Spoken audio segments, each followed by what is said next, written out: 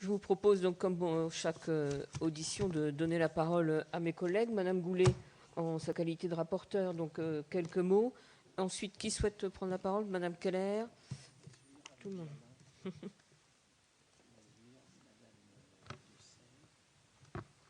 Monsieur le Président, merci beaucoup de cet exposé. Vous avez parlé d'un regard serein et laïque sur l'islam. C'est exactement l'objectif de cette mission. C'est un regard serein sur l'islam. Cette mission arrive après plusieurs mois de travail sur une autre mission pour laquelle nous avons eu une série de points d'interrogation. Et en vous écoutant, je me rends compte que ces points d'interrogation font un par un l'objet de vos préoccupations et de votre travail. Alors, j'avais presque envie de vous dire, formidable, mais pourquoi si tard? Parce que finalement, ces questions se posent quand même depuis un certain temps. Alors, il est évident que vous venez d'arriver à la présidence du CFCM et que manifestement, vous lui donnez une impulsion tout à fait nouvelle. Les besoins sont aussi beaucoup plus criants. La situation de la société française n'est pas du tout la même non plus. Et donc, que ce soit sur la fondation des œuvres de l'islam de France ou son successeur, que ce soit sur la formation des aumôniers et des imams, pour lesquels nous avons déjà beaucoup travaillé, nous avons quelques idées, sur ce qui concerne aussi la taxation du halal par votre formation elle-même et non pas par Bercy ou par un autre. C'est-à-dire que tout ça doit se faire en interne, évidemment. En ce qui concerne le Hadj, on en parlera. Je rentre de Jeddah. J'aurai peut-être des informations à vous communiquer. C'est pas le sujet du jour. Donc toutes ces préoccupations, la formation, la labellisation des imams, l'utilisation de la filière halal, la transparence des financements, parce que le problème n'est pas les financements, ça vient pas des financements étrangers. Le problème que nous avons, c'est la transparence des financements. Bon, c'est plutôt ça qui nous préoccupe. Et puis, vous avez à plusieurs fois parlé d'élections en disant ça vous parle. Il y a un autre sujet qui nous parle, c'est la péréquation entre les mosquées, les petites, les grandes et les moyennes. Alors, une question, mais je pense que ce que vous avez dit devrait y répondre en partie. Il y a eu un taux d'abstention, ça nous parle aussi, très important lors des dernières élections au CFCM. Et donc, comment est-ce que... Enfin, je pense d'ailleurs que ce que vous faites va y remédier, hein, parce que votre présence le fera. Moi, j'ai une question. Clairement, combien vous avez de mosquées identifiées en France? Combien vous avez, d'après vous, de musulmans en France? Parce que c'est une question qu'on peut se poser aussi.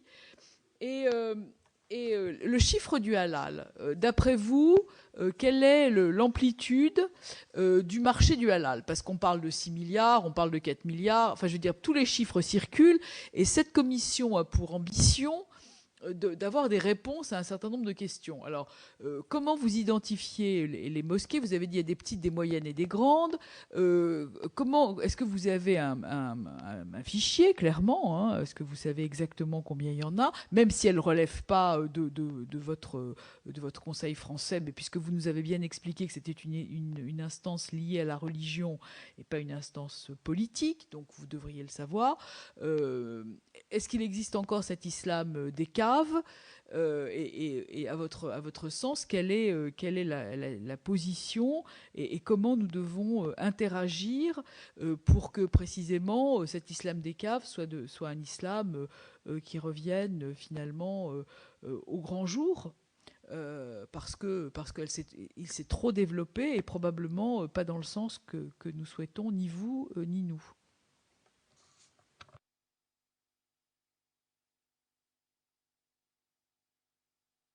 Bon, déjà, il y a pas mal de questions, donc je vais essayer de répondre rapidement. Sur la question de la radicalisation, pourquoi si tard? Je pense que globalement, il y a eu peut-être au début, et c'est un mea culpa que les musulmans de France ont fait eux-mêmes, que globalement, on a peut-être sous-estimé initialement le phénomène. On a considéré peut-être, et c'était parce que même François Hollande, le président de la République, était prêt à y aller en Syrie pour aller, je dirais, combattre un dictateur qui je dirais, persécutait son peuple. Et donc, il y a eu un certain nombre je dirais, de jeunes qui se sont mobilisés pour ce qui se passait en Irak et en Syrie, surtout en Syrie. Et ça a été vu peut-être au début, bon, le nombre était limité, et ça a été vu peut-être comme un engagement à dimension plutôt humanitaire. Et donc c'est derrière, petit à petit, le phénomène a commencé à prendre de l'ampleur, et on a vu qu'il y avait des familles entières avec des enfants, des jeunes, des mineurs, des jeunes filles. Enfin, 40% de ceux qui sont en Irak et en Syrie sont des femmes ou des jeunes filles.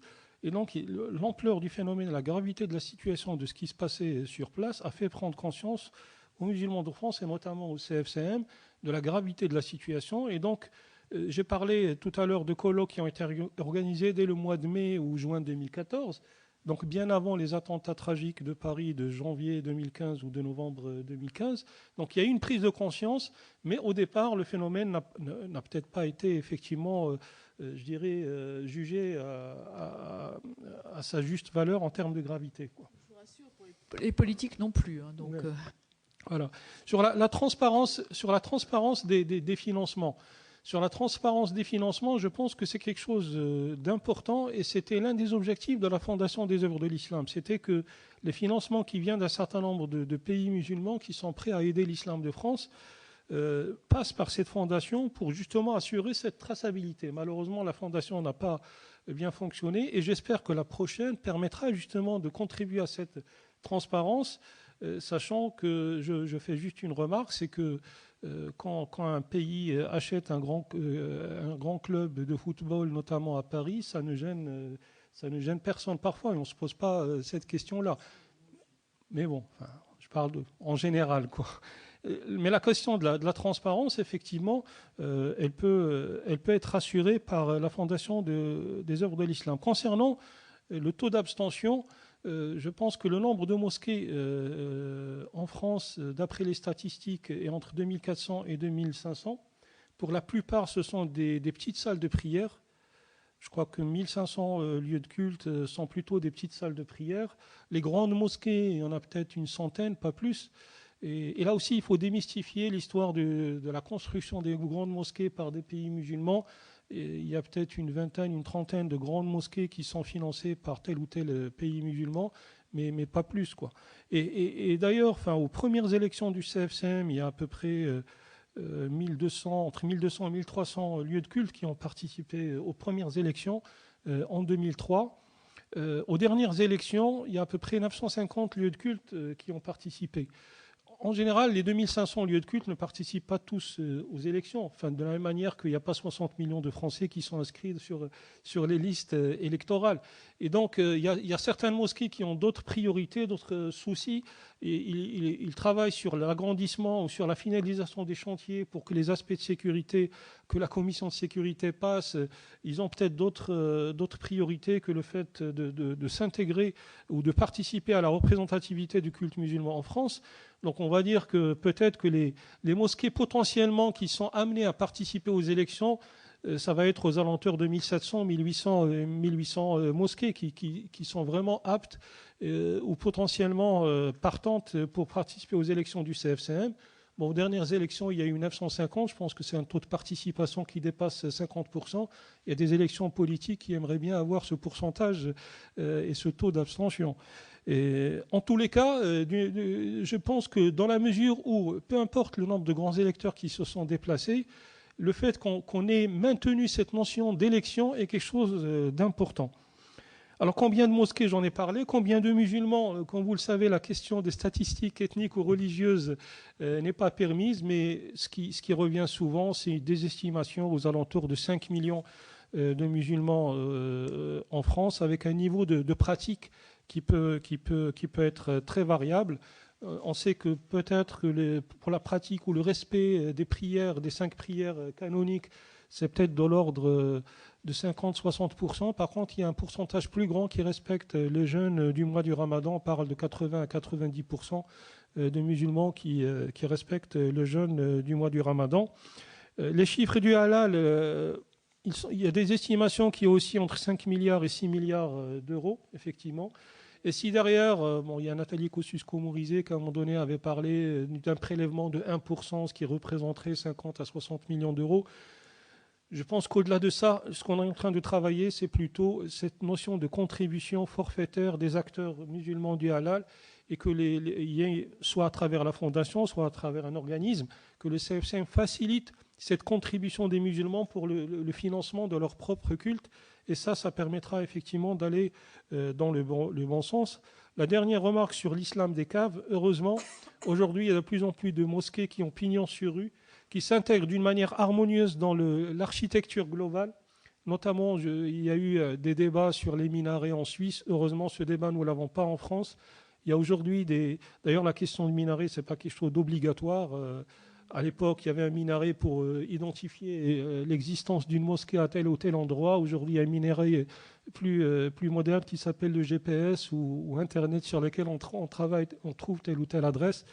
Et donc, il y a les musulmans qui font un travail et un effort architectural pour que ça s'intègre dans le paysage architectural français et l'urbanistique français sans que ça choque ou sans qu'il y ait, je dirais, de sentiments de dysfonctionnement par rapport à l'environnement, je dirais, urbain. Voilà.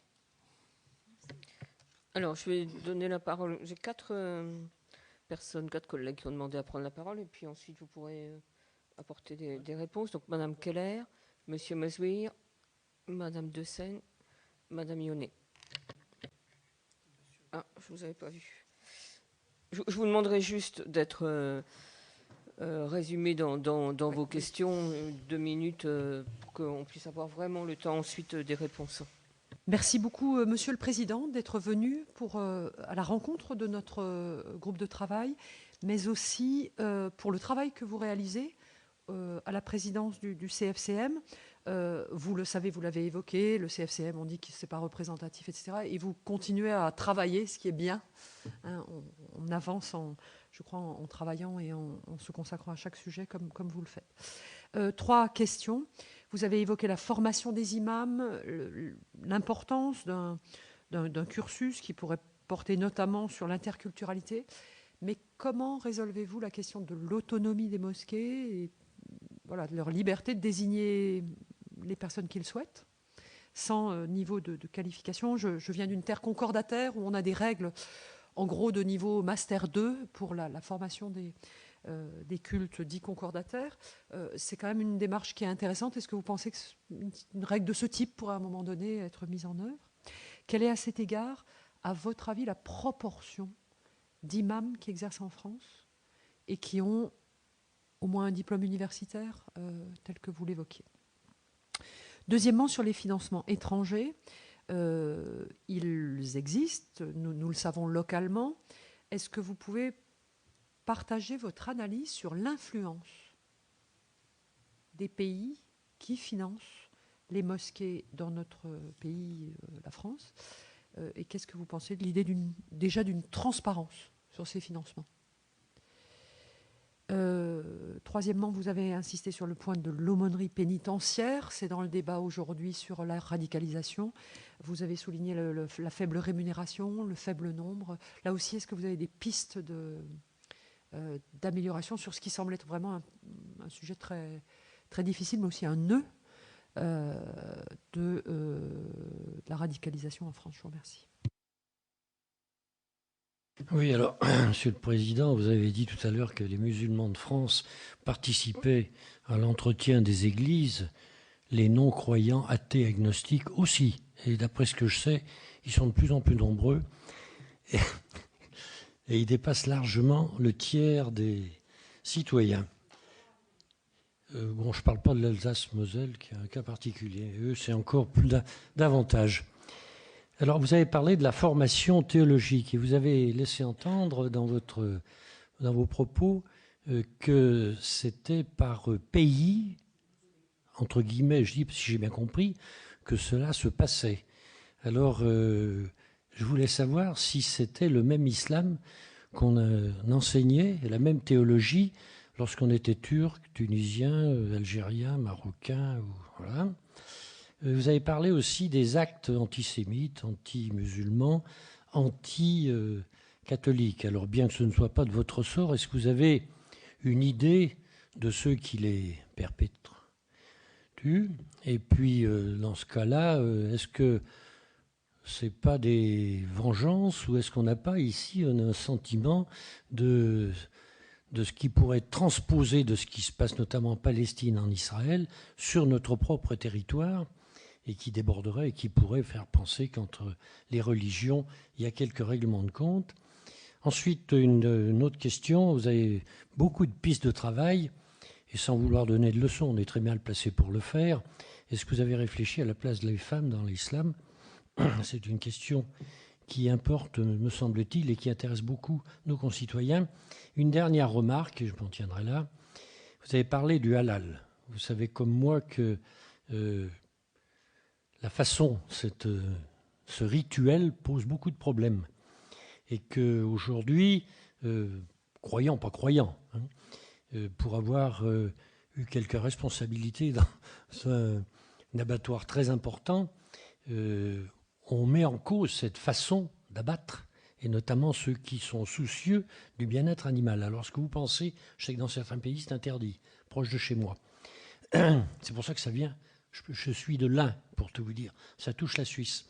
Alors, est-ce que vous avez quelques idées? Je ne veux pas non plus, là, donner de leçons, quoi, hein, bien évidemment. Merci.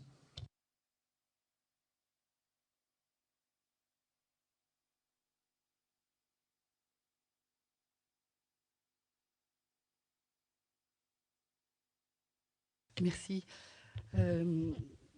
Monsieur le Président, merci pour votre long exposé. Alors, je vais être très brève. Vous avez fait preuve d'ouverture, de modération, je dirais même d'une certaine habileté qui font que j'adhère à vos réflexions et travaux en cours. Mais j'avais quand même une question à vous poser.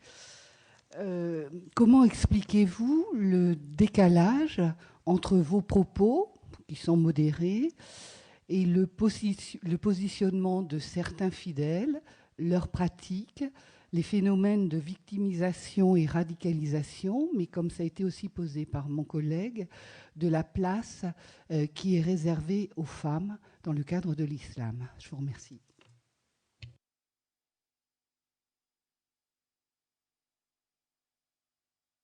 Oui, j'ai d'abord remercié bien sûr de cet exposé très, très brillant et qui répond à la plupart des questions qu'on se pose depuis le début de la mission. Donc j'ai juste deux questions. Est-ce que vous aurez le temps de mettre en place tout ce que vous avez décrit, parce que ça me paraît quand même un chantier très vaste et très important. Est-ce que vous avez une majorité de frères musulmans qui vous suivent dans les propositions que vous nous avez faites, ou est-ce que vous rencontrez des difficultés? Et vous avez parlé de présidence tournante. Je voulais savoir, c'est 2 ans, 3 ans ou 4 ans, pour voir un peu les délais pour lesquels vous allez œuvrer donc à cette présidence. Alors, la place des femmes, bien évidemment, vous en avez parlé tout à l'heure. Sur des territoires qui sont assez stigmatisés, je peux vous dire que la place des femmes musulmanes est très, très grande, puisqu'elles participent énormément à la vie des cités, mais elles n'ont pas la reconnaissance. Moi, j'ai envie de dire, on ne voit pas les hommes, mais on voit beaucoup les femmes dans le milieu associatif. Elles s'investissent beaucoup et elles font beaucoup de choses. Et c'est vrai que cette reconnaissance, pour elles, est indispensable. Donc, au niveau des municipalités, on peut reconnaître cette activité qui est très importante, hein, s'occuper des enfants, faire de la cuisine pour tout un quartier, des choses comme ça. Et j'ai envie de dire, oui, il serait temps de les reconnaître un peu plus vite que cela n'est fait.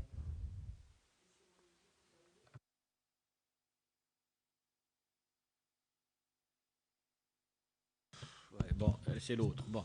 Donc, effectivement, vous avez fait un exposé très complet qui répond à beaucoup des questions dont on se pose depuis le début de la mission. Je suis tout à fait d'accord. Elle a dit il y en a quelques autres. Alors, le problème, c'est que l'heure est très tardive et il aurait peut-être fallu vous consacrer 2 heures, comme du CFCM, après son entretien. Mais il y a une question à laquelle la réponse n'est pas évidente, mais qui paraît cruciale. C'est que même si tous les courants de l'islam, et notamment les 3 représentés aujourd'hui dans le CFCM, sont, j'allais dire, de droit français, c'est très bien que leur influence, leur tradition et leurs liens sont liées aux pays dont sont originaires, et notamment la première génération de l'immigration maghrébine ou turque. Et d'ailleurs, ça a toujours été une des difficultés, même je parle en tant qu'élu local, on n'a jamais pu fédérer les Algériens et les Marocains et les Turcs autour d'un imam venant soit du Maroc, soit d'Algérie, soit de Turquie. C'est d'ailleurs un des atouts qu'a pu représenter l'UOIF parmi d'autres dans ce domaine, en se présentant comme transnational universel et en tout cas pas lié à une nationalité. Il peut y avoir d'ailleurs d'autres inconvénients, parler des éventuelles incidences du conflit israélo-arabe, mais il y a parfois des clivages à l'intérieur des pays qu'on ressent et qui n'ont rien à voir avec la question culturelle. Mais plus fondamentalement, il y a un défi pour la société française que s'organise une religion devenue la deuxième de France et à partir de la société française, et vous évoquiez tous les enjeux de la contextualisation, mais qui peut se contextualiser qu'à partir de sources intellectuelles enracinées dans la société française, alors même qu'aujourd'hui l'influence la plus même bénéfique et la plus modérée vient d'outre-Méditerranée. Donc il y a un paradoxe qu'on a d'ailleurs qu'à la République dans la demande qu'il vous adresse et que vous-même vous avez lorsque vous cherchez à édifier un islam de France à travers cette relation maintenue, renforcée, peut-être encore nécessaire, mais dont il faudrait un jour se passer. Et je connais, moi, mes représentants de la troisième génération islam qui voudraient précisément s'en affranchir. Donc c'est une difficulté et il faudra qu'on en sorte. Alors, sur le financement, tant des murs que même de la formation. C'est vrai, vous n'avez jamais demandé de modification de la loi de 1905, j'ai même demandé pour vous, mais comme notre élu concordataire, en département concordataire, on a pu financer des lieux de culte.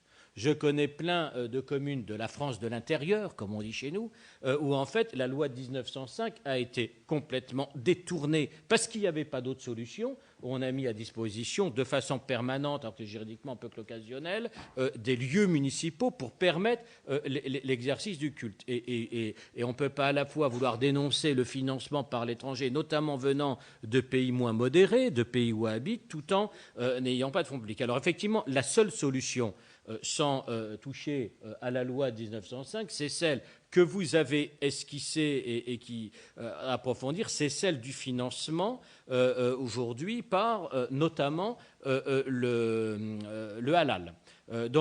Mais du mal à imaginer comment ça peut réellement être mis en œuvre et où chacun peut honnêtement contribuer. Je ne suis pas toujours certain que dans toutes mes boucheries halal, même on paye la TVA comme il faudrait. Ça peut être assez compliqué dans le réseau de l'ensemble des boucheries d'avoir un prélèvement qui ne se fasse pas à l'abattage, mais qui se fasse à la vente au détail. Je veux dire, on pourra retravailler ces questions, mais pour que le système fonctionne et soit crédible, c'est effectivement certainement l'une des façons les plus adéquates pour financer pas seulement les murs, mais également la formation. Et bon, vous avez demandé, on a besoin de faire court, donc je voudrais terminer sur 2 points. Effectivement, je parlais de la nécessité de la contextualisation. Donc il y a la formation, mais il y a aussi l'actualisation, des autorités intellectuelles qui peuvent poser des prescriptions complètement adaptées à la société française, que ce soit dans les rapports familiaux ou conjugaux, ou que ce soit sur toutes les questions, les relations du travail ou les autres. Alors, est-ce que ce conseil théologique, on a voulu savoir comment vous l'imaginez pour que il puisse effectivement être jugé comme légitime par les musulmans de France, alors que les influences viennent de l'université du Caire, viendront parler de Tariq Ramadan, viennent d'autres autorités, autoproclamées, mais en tout cas qui sont écoutées. Et je terminerai en abordant la question du lien avec les jeunes et de votre présence, notamment sur les réseaux sociaux, quelle façon sur les jeunes. On sait que moi j'ai un jeune de ma commune qui était parti pour aller faire la guerre en Syrie, c'est son père qui me l'a signalé, en n'ayant même pas eu un passé délinquant, d'incivilité ou de rupture scolaire, mais simplement en n'ayant jamais quitté sa chambre, en n'ayant jamais eu de problème, en étant réellement happé depuis l'ordinateur. Donc il y a alors il y a certaines choses qui se font par les mosquées, qui peuvent être bénéfices, mais c'est minoritaire et on peut agir. Mais sur la toile, c'est beaucoup plus compliqué.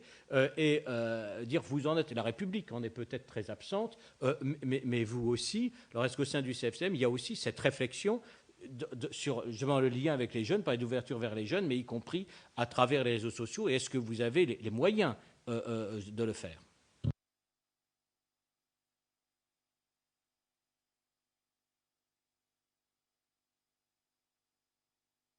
Donc il y a effectivement beaucoup de questions, je vais essayer de répondre parfois rapidement. Donc concernant la formation des imams, il y avait une question de Mme Fabienne Keller qui parlait effectivement de comment respecter l'autonomie des mosquées et quel niveau. Elle a parlé de niveau Master 2, il faut mettre en place. Bien sûr, le CFCM regroupe l'ensemble des mosquées de France, même celles qui n'ont pas participé aux élections. Quand il y a une activité ou une action du CFCM, nous nous adressons à l'ensemble des mosquées. Quand il y a eu la généralisation du prêche du vendredi au lendemain des attentats du 13 novembre, le 20 novembre, nous avons envoyé un prêche qui traite de la question aux 2500 mosquées de France, sur leur base d'un fichier pour compléter la réponse. Maintenant, effectivement, ces mosquées-là, depuis le début, nous avons convenu au niveau du CFCM et des CRCM de ne jamais être intrusifs dans la gestion des mosquées elles-mêmes. Donc, effectivement, le CFCM et les CRCM essayent un peu de capitaliser sur les expériences des uns et des autres. Ils essayent de mettre à disposition des lieux de culte et des mosquées des services, mais ils n'iront jamais s'immiscer dans la gestion interne. Et donc, les formations que nous proposons, ce sont là aussi des formations basées sur le volontariat. Et quand il y a tel ou tel CRCM ou le CFCM qui organise une formation des imams dans telle ou telle région, nous constatons que l'ensemble des mosquées envoient leurs imams à la formation. Donc, ils sont très demandeurs. Quand nous avons organisé un colloque sur la radicalisation, que nous avons invité des aumôniers musulmans, des prisons notamment, ils sont venus en disant c'est la première fois que nous sommes réunis entre aumôniers musulmans pour partager les problèmes que nous confrontons au jour le jour vis-à-vis d'un certain nombre de situations. Donc, la demande, elle est là. Les imams de France, il faut, je dirais, le reconnaître, sont très très partants dans toute forme de formation ou d'accompagnement. Maintenant, sur le niveau exigé, bien sûr, quand on parle de diplôme universitaire, on l'a vu, même vis-à-vis d'autres religions, parce que le fait de rendre, par exemple, le diplôme universitaire obligatoire pour les aumôniers de toutes les religions qui sont salariés par notamment les aumôniers en prison, il y a d'autres cultes en dehors du culte musulman, je ne les citerai pas, qui ont trouvé cette démarche un peu, je dirais, contraignante, parce que tous les imams n'ont pas le niveau universitaire. Et donc là, il y a une alternative qui est en train de se développer dans quelques régions, notamment en Rhône-Alpes, avec un niveau certificat qui permettrait à des imams d'accéder à un certain nombre de modules sans pour autant avoir le niveau universitaire. Et je pense que ce qui est important, ce n'est pas tellement le diplôme qu'on obtient à la fin, c'est surtout la connaissance et la maîtrise du contexte dans lequel l'imam évolue. Et il faut qu'il puisse accéder à ces formations, même si parfois certains n'ont pas le niveau même parfois de français requis. Mais il y a beaucoup d'imams qui sont très volontaires, qui se sont inscrits à l'Institut catholique de Paris et en parallèle à une formation à la langue française. Et aujourd'hui, ils sont en train de faire un prêche de vendredi bilingue, en arabe et en français. Donc c'est quelque chose qui est tout à fait possible. Sur le financement étranger et l'influence des pays qui financent, je peux vous témoigner d'une expérience personnelle. Je suis président du Rassemblement des musulmans de France et depuis sa création, nous avons fait un état des lieux des besoins en imams, justement, dans un certain nombre de mosquées, et nous avons vu qu'il nous fallait 150 imams d'urgence, parce qu'il y avait des mosquées sur lesquelles il n'y avait aucun imam qui pouvait officier, aucune personne capable de diriger la prière et de conduire les fidèles. Et comme vous le savez, la nature a horreur du vide. Et donc, pour répondre à un besoin urgent, nous avons pu travailler sur un partenariat avec le Royaume du Maroc, et notamment avec les ministères des Habous et des Affaires islamiques du Maroc, dans le cadre d'un partenariat clair, avec un partenariat entre la France et le Maroc. Donc c'est un partenariat de pays, dans lequel le Royaume du Maroc, notamment à travers le ministère des Habous et des Affaires islamiques, met à disposition du RMF des imams qui ont été mis à la disposition des mosquées. Et donc, les choses peuvent se passer d'une manière totalement transparente dans le cadre d'un partenariat de pays à pays.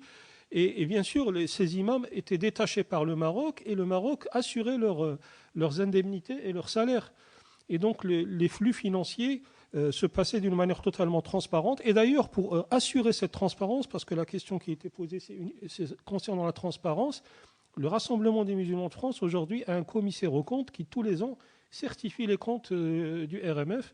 Et donc il n'y a aucune ambiguïté et aucune, je dirais, problématique concernant la transparence des financements et l'utilisation des fonds. Et je pense que l'islam de France a gagné dans cette transparence. La question des aumôneries pénitentiaires et des pistes d'amélioration, je pense que la priorité des priorités, c'est de travailler sur un statut de l'aumônier musulman en milieu pénitentiaire, qu'il y ait un statut, qu'il y ait des postes budgétaires. Enfin, je l'ai dit, je dirais clairement tout à l'heure, il faut qu'on se donne les moyens de nos ambitions.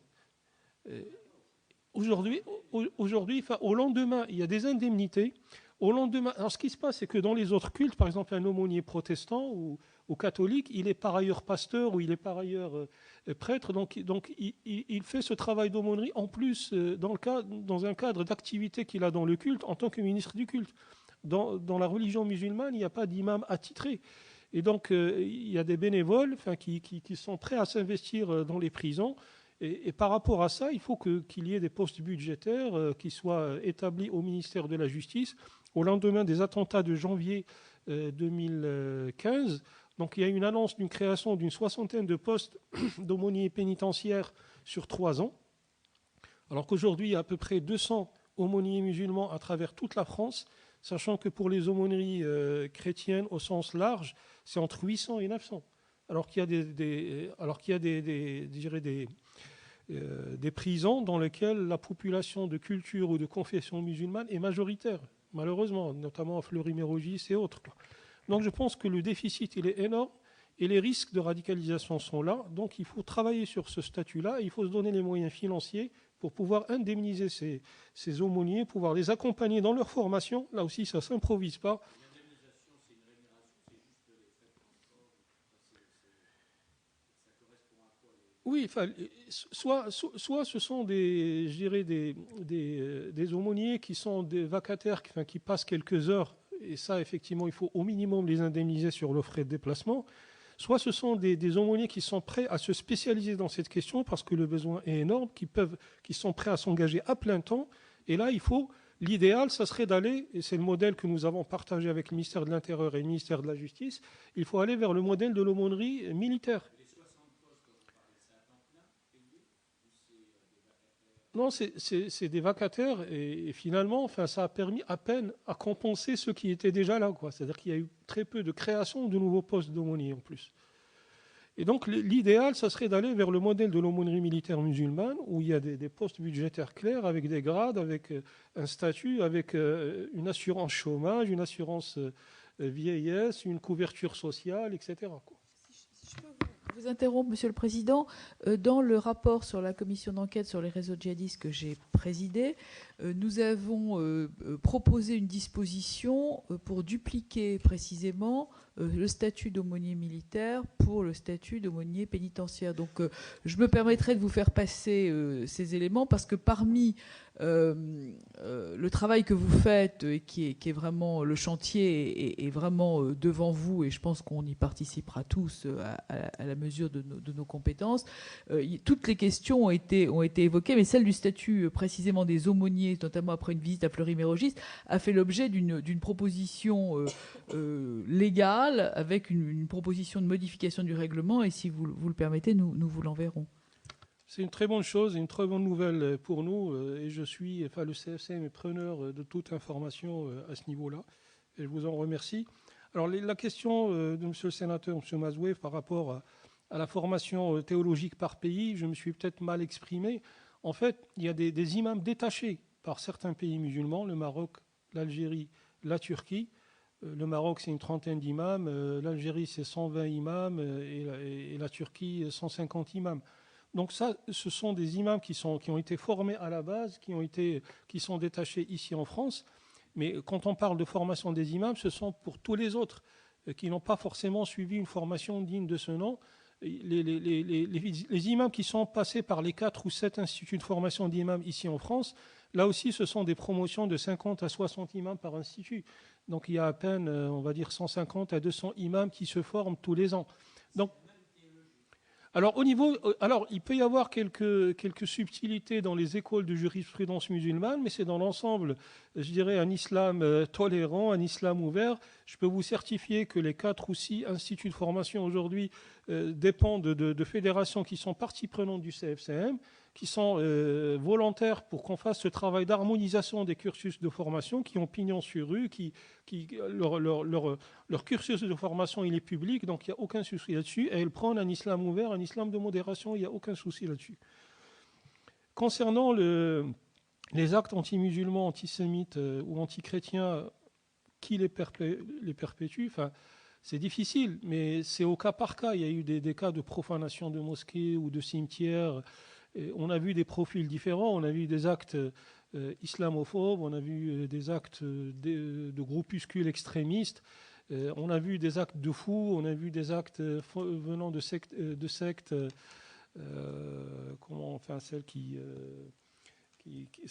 sataniques, comme on dit. Enfin, on a vu de tout. Mais maintenant, enfin, il y a quand même une augmentation si je veux parler des actes anti-musulmans, sur lesquels on a des profils, on a des statistiques claires côté CFCM, je dirais le sentiment anti-musulman et islamophobe est souvent à l'origine de ces actes-là, quoi. Et je ne pense pas que le mitraillage ou le fait qu'il y a eu une mosquée à Auch qui a été brûlée carrément, c'était une première en France, que c'était par des adeptes de Satan qui ont fait ça, quoi. Alors la place des femmes dans l'islam, ça revient à plusieurs points. Je pense que nous sommes conscients que l'islam est interpellé, ou les musulmans, parce que l'islam, quand on revient aux sources, il y a une parité parfaite en droit et en devoir des musulmans et des musulmanes, mais par contre, les pratiques des musulmans, parfois, ne sont pas forcément conformes à cette dimension de parité et d'égalité qu'il doit y avoir entre les hommes et les femmes, et nous sommes conscients là-dessus, et c'est pour ça que parmi les 3 ouvertures dont j'ai parlé tout à l'heure, il y a l'ouverture envers les femmes. Et elles ont été très très ravies, celles qui sont venues. C'est la première fois depuis la création du CFCM qu'il y a une réunion organisée dédiée à elles. Elles sont partantes. Alors tout de suite, elles commencent à parler de parité au sein du CFCM. Je pense que même dans des institutions nobles comme le Sénat ou l'Assemblée nationale, ce n'est pas encore le cas. Mais en tout cas, on peut aller dans une dynamique... Non, mais justement... Mais on va dans le bon sens, on est conscient, mais on se soigne, entre guillemets. Donc on va dans le bon sens et on veut revenir justement à la vraie place qu'accorde l'islam à la femme, avec un profond respect, et avec une place qui est vraiment primordiale, à égalité avec l'homme. Concernant le halal, enfin, j'ai parlé moi-même tout à l'heure dans l'abattage rituel de la prise en compte de la dimension du bien-être animal. C'est une chose que nous regardons de très très près. Et dans l'abattage rituel musulman, et même dans l'abattage rituel juif, d'ailleurs, on est en lien avec le consistoire israélite de France sur la question. Nous essayons de regarder comment assurer justement à la fois le respect des prescriptions religieuses et le respect du bien-être animal. Et c'est quelque chose qui est totalement intégré. D'ailleurs, c'est écrit noir sur blanc dans la charte halal que nous allons publier bientôt. Alors, par rapport à Madame de Seine qui parle du décalage parfois entre les propos et certains fidèles, là aussi, il y a un vrai travail de pédagogie et d'éducation et d'accompagnement que nous devons faire auprès des fidèles, d'où le rôle important des imams, d'où le rôle important du CFCM, des fédérations musulmanes et des mosquées. Et donc nous essayons un peu de combiner les actions des uns et des autres pour aller justement vers un islam ouvert, éclairé, qui est le fondement même de la religion musulmane. Parfois, il y a des pratiques qui relèvent de la tradition, pas de la religion. Et je vous donne un exemple, on a parlé du voile intégral ou du niqab ou même de la burqa en Afghanistan. La burqa existait avant l'arrivée des talibans et elle existe toujours après le départ des talibans. Donc parfois, il y a des pratiques, on parle souvent de la pratique de l'excision, des choses comme ça. Ce sont des pratiques qui sont plus parfois liées à la tradition de tel ou tel pays que des fondements de la religion musulmane. Et là aussi, il faut faire la part des choses et revenir à des choses, je dirais, plus acceptables et plus intégrables et plus compatibles avec un certain nombre de valeurs que nous partageons tous.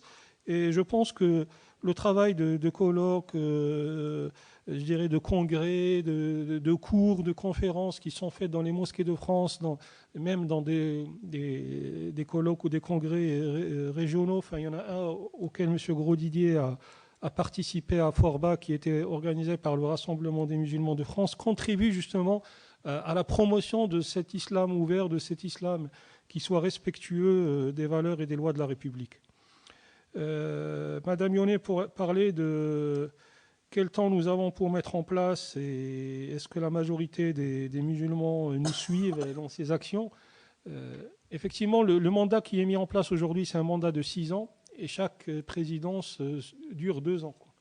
C'est-à-dire qu'aujourd'hui, la présidence collégiale qui a été mise en place en juillet 2015, elle ira jusqu'en juin 2017. Donc nous sommes, entre guillemets, dans une course contre la montre pour essayer d'avancer au maximum. Nous avons également malheureusement cumulé du retard, mais là aussi, il y a des circonstances atténuantes. Enfin, le CFCM, il a à peine 12 ans d'existence, donc c'est encore un adolescent, entre guillemets. Il n'est pas comparé au culte israélite qui date de Napoléon et encore moins du culte catholique qui est multimillénaire, quoi. Donc il faut donner du temps au temps, comme dirait l'autre, et donc avec le temps, si j'ose dire, le CFCM va se bonifier et va pouvoir jouer pleinement son rôle.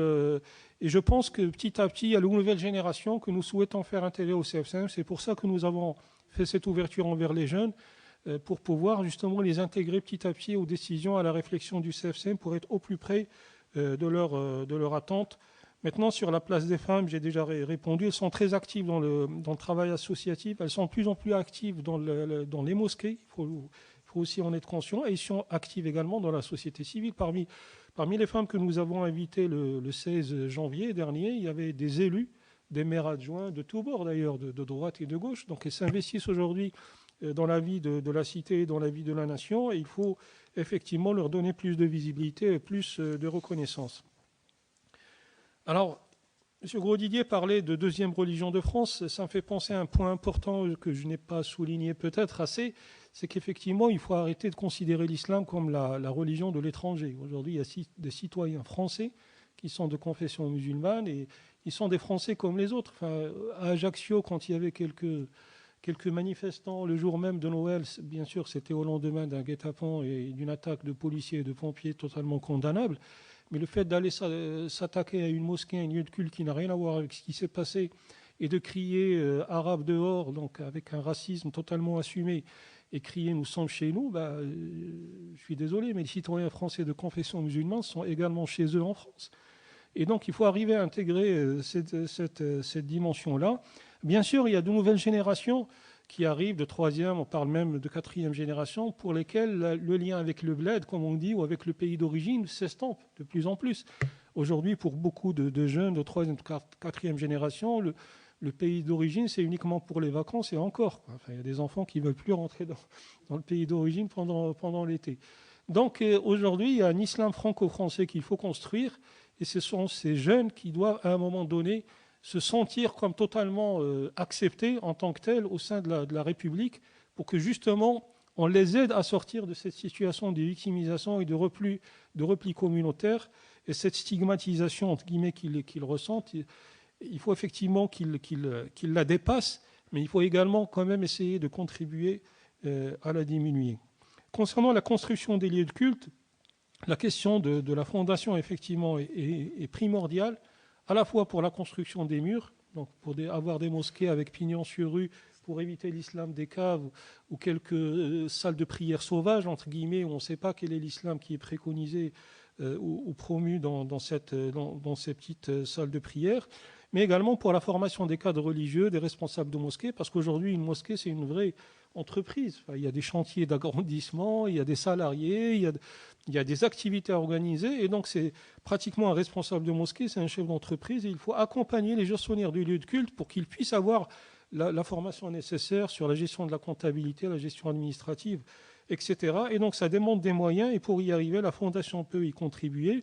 Sur la question du halal, pour ne rien vous cacher, l'idée que nous avons imaginée au départ, c'est de ne rien remettre en cause par rapport à l'existant, pour qu'il n'y ait pas de réticence des acteurs qui ont peut-être des intérêts à défendre. Nous avons dit, on va demander l'effort au consommateur final, au consommateur musulman. De la même manière qu'il y a sur des rayons de grande distribution des produits éthiques, entre guillemets, on met des rayons pour s'assurer qu'il n'y a pas eu des petits Chinois qui ont contribué à la fabrication de ces produits. On rajoute 10 centimes ou 15 centimes et on l'affiche.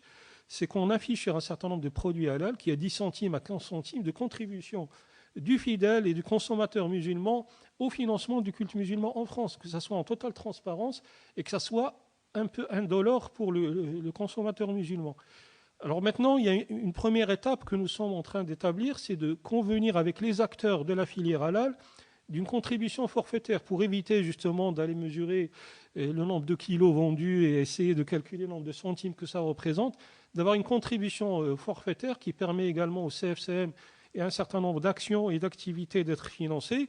Et petit à petit, on pourra construire cette économie, entre guillemets, halal, au même titre qu'il y a une économie éthique respectueuse d'un certain nombre de règles, en mettant à contribution le fidèle musulman. Et donc, ça mérite effectivement de la réflexion. Sur l'actualisation des autorités religieuses et le conseil théologique, il y a 2 critères sur lesquels nous voulons bâtir ce conseil religieux. Le premier, c'est la diversité. Donc, nous voulons avoir un conseil théologique qui soit collégial, dans lequel toutes les sensibilités de l'islam de France, qui soient bien sûr respectueuses des valeurs et des lois de la République, ça c'est un critère important, puissent être représentées autour de la table. Nous ne voulons pas avoir un conseil religieux qui soit adepte de telle ou telle école de jurisprudence musulmane parmi les 4 qui sont connus. Nous savons que les pays des Maghreb sont plutôt malikites, il y a 2 pays qui sont plutôt hanbalites, d'autres hanafites, etc. Nous voulons que toutes les sensibilités de l'islam de France soient représentées, ça c'est le premier critère. Deuxième critère, c'est la compétence. Donc il faut qu'il y ait des personnalités qui soient reconnues. Il y a un certain nombre d'imams aujourd'hui qui sont notamment invités sur des plateaux de télévision parfois, je ne veux pas citer de nom, mais qui sont... C'est de lui dont vous parlez Barliza la semaine dernière. Quand vous êtes arrivé, Voilà. c'est à lui qu'elle faisait allusion en ces termes. D'accord. Donc il y a un certain nombre d'imams qui sont reconnus. Alors il faut éviter des imams autoproclamés qui font aussi le tour des plateaux télé en prétendant parler au nom des musulmans, alors qu'ils n'officient dans aucune mosquée. Ça, c'est le moindre des critères, c'est que l'imam soit en exercice. Il y a une question qui a été posée tout à l'heure. Il faut que l'imam soit en exercice dans telle ou telle mosquée. Si un imam qui itinérant, entre guillemets, il n'a aucune crédibilité à parler. Il est, je pense, toujours à la recherche d'une mosquée. Voilà, donc basé sur la compétence, basé sur la diversité et basé sur le fait que ces imams ou ces théologiens ou ces savants soient en contact avec la réalité du culte musulman et des fidèles pour qu'ils puissent réfléchir et avoir un avis éclairé sur un certain nombre de questions. Je terminerai par la dernière question qui est la présence sur les réseaux sociaux, notamment par rapport aux jeunes. Ça, c'est un point qui est très très important parce que toutes les études ont démontré qu'il y a 90% des cas de radicalisation qui se font sur les réseaux sociaux. Je pense que les mosquées ne contribuent pas forcément à la radicalisation, même si telle ou telle mosquée a pu être fréquentée, mais ponctuellement par tel ou tel jeune qui s'est radicalisé, mais ce n'est pas l'action de la mosquée qui l'a radicalisé. Bon, il se trouve que tel ou tel a fait sa prière dans telle ou telle mosquée, mais aujourd'hui, on ne passe pas forcément, et pas du tout même, par la case prison, par la case mosquée pour se radicaliser. Le passage par la case prison, par contre, y contribuait fortement. Et par contre, il y a les réseaux sociaux qui jouent un rôle vraiment très très dangereux. Et là-dessus, les colloques et les études ou les journées d'études que nous avons organisées nous ont permis de dégager un certain nombre de propositions là-dessus. La première, c'est d'élaborer un contre-discours. Et donc, il faut commencer par ça, et c'est le rôle du conseil théologique que nous voulons mettre en place. La deuxième étape, c'est de le mettre à disposition des jeunes sur les réseaux sociaux. Et donc, ça veut dire qu'il faut qu'on investisse ces réseaux sociaux, qu'on ait des sites Internet alternatifs, qu'on ait des comptes Twitter alternatifs. D'ailleurs, je vous annonce que depuis le mois de septembre, le CFCM a son propre compte Twitter, et depuis le mois de décembre, il a sa propre page Facebook. Et donc, nous sommes en train de travailler sur la refonte du site Internet du CFCM. Donc, nous voulons investir les réseaux sociaux avec un contre-discours. Et quand un jeune veut aller sur les réseaux sociaux pour poser telle ou telle question, nous souhaitons qu'il ait des chances de rencontrer une réponse qui soit conforme aux vraies valeurs de l'islam et pas une réponse qui soit dévoyée ou avec des versets qui soient instrumentalisés. Donc, nous sommes conscients de cette question et nous sommes en train de mettre en place, je dirais, un certain nombre d'actions pour y remédier. Et ce sont des propositions qui seront soumises à la future instance de dialogue qui se réunira mi-mars et qui sera entièrement dédiée à cette question. Voilà. Écoutez, merci beaucoup pour ces réponses très, très précises et pour chacune des questions qui ont été posées. Merci encore à vous de vous être rendu disponible pour pouvoir venir à notre rencontre et permettre cet échange. Je vous remercie aussi chacune de mes collègues pour leur disponibilité. Et nous aurons à nouveau une séquence d'audition la semaine prochaine, mercredi 17, à partir de 15h. Et pas demain, on avait envisagé un créneau éventuellement pour demain, mais donc le créneau est disponible. Merci encore et bonne soirée.